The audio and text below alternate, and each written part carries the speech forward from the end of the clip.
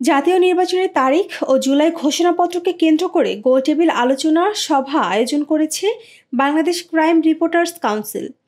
আজ সকাল 10:30টায় জাতীয় প্রেস ক্লাবের ভিআইপি হলে এই আলোচনা সভা অনুষ্ঠিত হয়। আয়োজিত এই অনুষ্ঠানে বক্তারা অবাধ, সুষ্ঠু ও নিরপেক্ষ নির্বাচনের ওপর গুরুত্ব আরোপ করেন।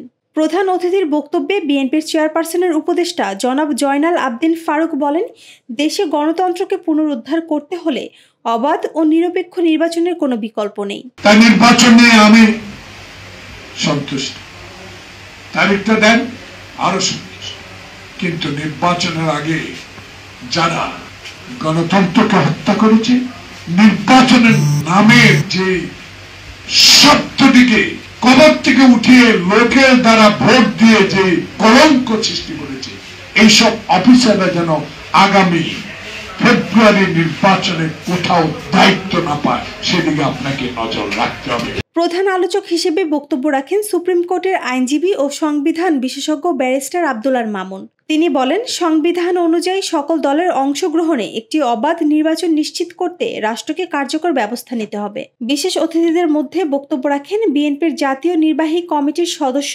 মহিউদ্দিন আহমেদ জিন্টু, জাতীয়তাবাদী মুক্তিযোদ্ধা দলের কেন্দ্রীয় নেতা বীর মুক্তিযোদ্ধা নূর আহমেদ, অপরাজয়ে বাংলাদেশ সহসভাপতি এম.এ. আজাদ চয়ন, দৈনিক পাঞ্জেরির নির্বাহী সম্পাদক তালুকদার রুমি, নোয়াখালী ক্লাব ঢাকা লিমিটেডের পরিচালক মোহাম্মদ সেলিম চৌধুরী, জাসাস আহ্বায়ক কমিটির সদস্য খালেদ এনাম মুন্না ও প্রমুখ। সভার সভাপতিত্ব করেন বিসিআরসি সভাপতি ও জ্যেষ্ঠ সাংবাদিক আলী আশরাফ আখন্দ।